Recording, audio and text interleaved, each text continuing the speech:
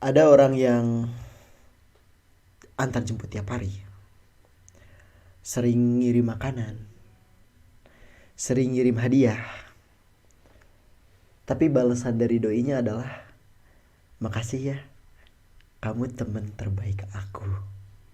Aduh.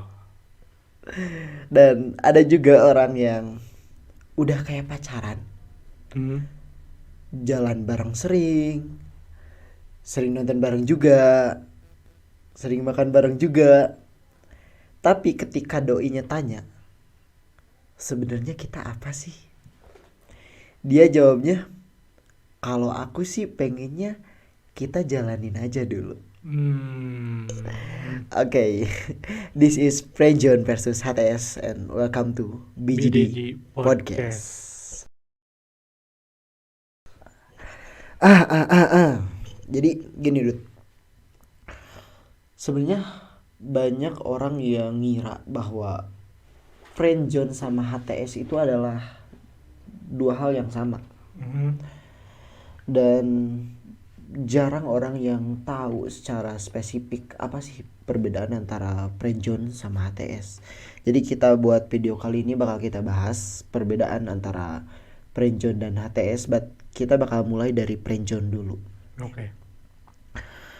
Friendzone eh kayak zona pertemanan, kayak hubungannya tuh jelas temen gitu. Hmm. Hubungannya jelas temen tapi ada sesuatu yang lebih. Oke. Kalau menurut lu friendzone itu apa? Kalau menurut gua friendzone itu ya sebatas teman, tapi gimana ya? Ada perasaan lebih, Oke. tapi gua gak bisa keluar dari zona pertemanan. Jadi cuman ya udah gitu, suka. Oke, jadi pada intinya menurut lu friendzone itu ada perasaan di dalamnya tapi Hmm. mereka tuh terkekang oleh sebuah status pertemanan Ya, gitu ya, kan. ya. Oke. Itu sih kalau menurut gua ya kayak gitu. Kalau Mm. menurut lu gimana? Oke, menurut gua friendzone adalah fase di mana dua orang, cowok sama cewek, mereka temenan udah lama. Hmm. Terus pada satu titik salah satu dari mereka itu punya perasaan lebih dan Hmm. pengen punya hubungan lebih dari temenan Iya gitu, sih. kayak Iya, iya. pacaran. Nah, tapi yang satu orangnya lagi ngerasa udah, karena kita udah temenan udah lama, jadi apapun kode-kode yang dikasih si A itu gak bakal nyampe ke si B, karena si B ngerasa ini mah udah biasa dia ngasih kayak gini dari dulu juga kan kita emang temen gitu. Jadi gak, Ya. dia gak bakal peka bahwa itu tuh kode bahwa si A tuh pengen ke jenjang yang lebih dari temenan kayak Hmm. gitu. Itu sih buat pengertian dari friendzone menurut gua. Oke. Nah, gua selanjutnya mau nanya kalau Apa tuh? alasan seseorang bisa ada di fase friendzone itu gimana sih? Kayak ya gue juga mempercayai suatu hal, pertemanan apa sih sama lawan jenis gitu, apalagi Mm-mm. lama, ya pastilah ada salah satunya Iya, bener banget. yang berpotensi gitu baper. Nah, alasan menurut lu apa seorang bisa ada di fase friendzone? Alasan kenapa orang bisa masuk ke fase friendzone adalah, ya kayak yang lu bilang barusan itu bener banget. Ketika cowok sama cewek temenan lama itu, menurut gua bohong banget kalau salah satu gak ada perasaan lebih. Itu Hmm. susah banget. Jadi orang bisa masuk ke fase friendzone ya karena itu, karena udah deket banget, terus muncul perasaan pengen lebih dari temenan, Hmm. tapi yang satunya nggak ngerasa gitu loh. Itu salah satu alasan kenapa orang bisa masuk ke fase friendzone. Terus alasan lain adalah ketika orang tuh pengen Hmm. pengen punya orang yang spesial. Hmm. pengen punya orang yang selalu ada buat dia gitu, buat dia curhat, buat nemenin dia nonton kah, buat nemenin dia makan kah. Tapi dia ada di fase gak pengen pacaran. Jadi Oke.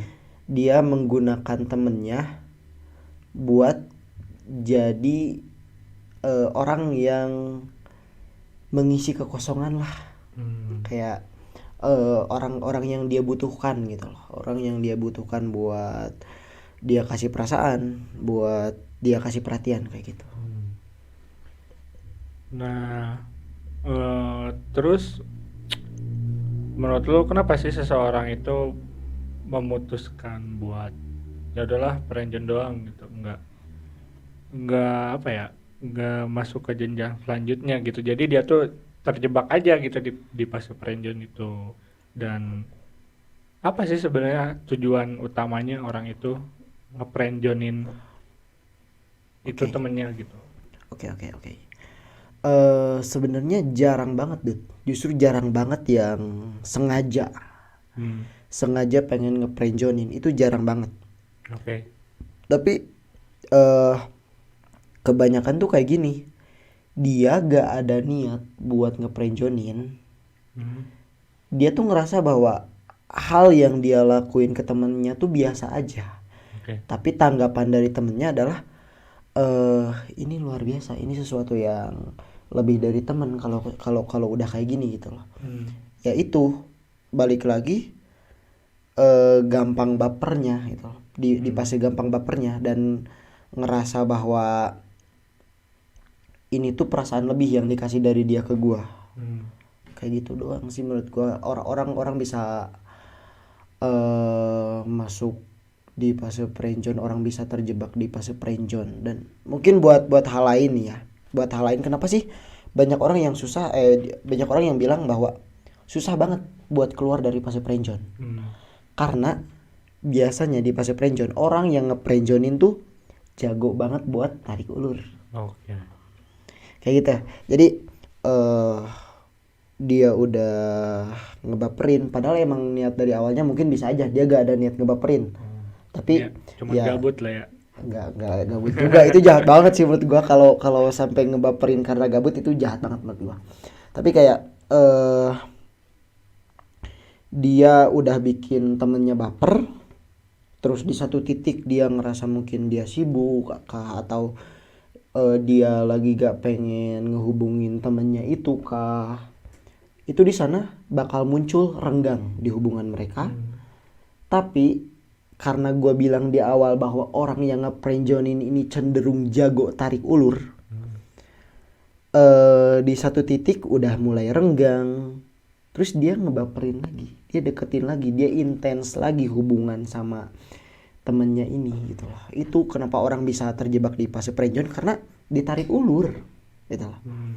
Ditarik ulur, udah ngerasa putus asa nih, gue ngerasa eh dia kayaknya mulai ngejauh deh dari gue, dia kayaknya mulai gak ada perasaan deh sama gue. Abis itu udah mulai down, udah mulai hilang perasaannya, ditarik lagi, dibaperin lagi, digombalin lagi, kan itu masuk lagi dong, punya Ya, harapan ya. lagi. Jadi Ya. ngerasa bahwa oke, masih ada kesempatan nih buat gue, buat jadi yang lebih buat dia kayak gitu. Itu alasan kenapa orang bisa terjebak lama di dalam fase friendzone. Oke. Kalau gua sih ngebahas tentang friendzone ya, gua sebenarnya belum pernah sih guys ya mengalami fase friendzone yang kayak gitu. Kalau lu pernah nggak sih? Hmm, cukup sering sih. Cukup sering. Aduh, bahaya Cukup ya. sering selama selama kurang lebih 3 tahun ini sih. Hmm. Karena ya menurut gue 3 tahun ngejomblo, Hmm. gue 3 tahun gak ada orang yang spesial buat gue, dan gak ada yang spesial dalam konteks secara komitmen, dalam konteks secara status gak ada yang bener-bener gue jadiin pacar selama 3 tahun. Dan ya mana mungkin gue selama 3 tahun itu tidak dekat dengan siapapun Oh iya, iya. kayak gitu. Oh iya, gua mau nanya satu hal. Gua keinget kayak gini. Misalkan lu ada di fase friendzone dan Mm. kalian berdua itu menyadari gitu kalau kalau gua ya udah sebatas friendzone doang ya, gini-gini aja gitu. Tapi memungkinkan gak sih dari fase friendzone itu jadi fase komitmen kalau menurut lu? Mungkin banget. Mungkin banget kalau eh nih misalkan si A yang punya perasaan duluan. Hmm. Kalau si A berani ngomong perasaannya sama si B dan ternyata si B juga punya perasaan yang sama, itu mungkin banget buat hubungan, buat pacaran. Tapi kebanyakan orang takut, Hmm. kebanyakan orang tuh takut bahwa dia tuh pengen maju ke jenjang yang lebih dari temen gitu, ke Hmm. jenjang yang kayak Lebih pacaran serius gitu lah ya. ya, lebih serius. Tapi takutnya di mana? Takut pas dia udah nyatain perasaannya, si B-nya malah jadi ilfil, Iya, si iya. B-nya malah jadi ngejauh. Otomatis hubungan yang awalnya hubungan temenan yang baik-baik aja bisa aja jadi hubungan teman yang tidak baik-baik saja Hmm. gitu. Kalau ada di fase friendzone kayak gitu, apa ya? Kayak ngegantung gak sih? Kayak Gantung. apa ya? Gua ngebayanginnya itu semacam ini loh, apa ya? Pengagum apa sih? Penggemar rahasia, ya gak sih? Oh, kayak Ya, eh, gua cuman bisa apa ya? Nyimpen perasaan gua, ya gua ngelakuin. cinta dalam diam. Iya itu. Jadi kan gua pengen nyatain perasaan, tapi gua takut gitu. Sama Mm-mm. seperti yang lo bilang tadi. Oke, dari sini gua bisa tarik kesimpulan bahwa friendzone itu ya ada salah satu orang dalam sebuah hubungan pertemanan yang berharap lebih lah ya, bisa Hmm. dibilang kayak gitu, dan si orang yang diharapkannya nggak ngasih apa ya, bukan ngasih kesempatan tapi nggak ngasih apa ya, Bisa aja gak ngerasa bahkan. ya dia dianya itu biasa aja gitu ya. Mm-mm. Oke, nah tadi di awal lu pernah lagi lu bilang friendzone itu berbeda sama HTS, hubungan tanpa status. Nah itu gimana tuh menurut lo? Friendzone sama HTS beda ya, beda karena gini, dari namanya aja friendzone, friend, Hmm. udah jelas kan itu hubungannya teman. Hmm. Kalau HTS hubungan tanpa status. Hmm. Jadi emang HTS tuh menurut gue definisi hubungan paling gak jelas. Hmm. Dibilang temenan tapi bukan teman juga. Dibilang pacaran tapi gak ada komitmen buat jadian juga. Hmm. Kayak gitu. Tapi dibilang orang lain juga mereka kayak pacaran gitu. Itu kalau Iya, iya. HTS. Terus kalau perbedaannya sendiri adalah secara luas, friendzone itu dimulai dari pertemanan dulu. Hmm. Biasanya pertemanan dulu udah cukup lama temenan, salah satu orang itu punya perasaan lebih. Hmm. Salah satu orang pengen masuk ke jenjang yang lebih lah dari temen, kayak pacaran gitu. Tapi yang satu lagi kayak tadi gue bilang, bisa aja dia agak peka, Hmm. bisa aja dia ngerasa perhatian yang dikasih itu dari dulu juga perhatiannya kayak gini, waktu jadi selama temenan juga perhatiannya kayak gini, ya udah emang ini perhatian sebagai teman gitu. Hmm. Itu terus itu buat friendzone. Kalau buat HTS gak ada temenan dulu. Jadi kalau HTS tuh pada dasarnya biasanya orang tuh emang niat ngedeketin, niat PDKT. Sama-sama nggak kenal. Sama-sama gak kenal, niat PDKT. Tapi di fase PDKT itu ngalamin yang namanya kayak kayaknya gini asik deh, meskipun tanpa komitmen, meskipun tanpa kata-kata jadian, Ya. tapi bisa seintens ini, bisa semesra ini gitu loh. Jadi itu sih bedanya HTS sama friendzone adalah ya, kalau friendzone mah udah jelas temen Kalau HTS mah nggak jelas hubungannya juga gitu kan, namanya juga hubungan tanpa status gitu. Oke. HTS itu kalau ya disebut pacaran ya gak jelas gitu, disebut teman tapi kayak bukan teman gitu kan. Kalau friendzone ya ya udah emang temen gitu kan, Mm-mm, cuman ada salah satu dari mereka yang baper. bener banget. Nah, gue jadi keinget satu hal dari hubungan tanpa status ini, kayak semacam FWB gak sih yang lagi rame-rame sekarang? FWB beda pak, beda banget. Bedanya kayak gimana tuh? HTS sama FWB. Kalau FWB kan emang friend with benefit, temen. Kalau HTS kan hubungan tanpa status gitu. Mungkin kalau disambungin sama friendzone banyak juga nih Dut. Banyak juga yang nggak tahu. Banyak juga yang ngira bahwa friendzone sama FWB ini dua hal yang sama. Dua hal yang sama, oke. Tapi sebenarnya FWB sama friendzone tuh beda gitu loh. Kayak tapi gue gak pengen lebih lanjut bahas di FWB sih. Mungkin next video lah, mungkin kita bakal bahas khusus buat FWB. Mungkin ini gue bakal sentil-sentil dikit aja. Kalau friendzone itu kan dari awal dibilang bahwa hubungan temenan, salah satu punya perasaan lebih, salah satu suka, tapi yang satunya lagi B aja gitu lah. Kalau FWB dua-duanya temen, tapi masing-masing ada simbiosis mutualisme. Jadi kayak masing-masing merasa diuntungkan karena ada benefit. Oh, oke. Ya. Kayak gitu. Oke. Kalau friendzone kan ada salah satu dari mereka yang menolak ya kan.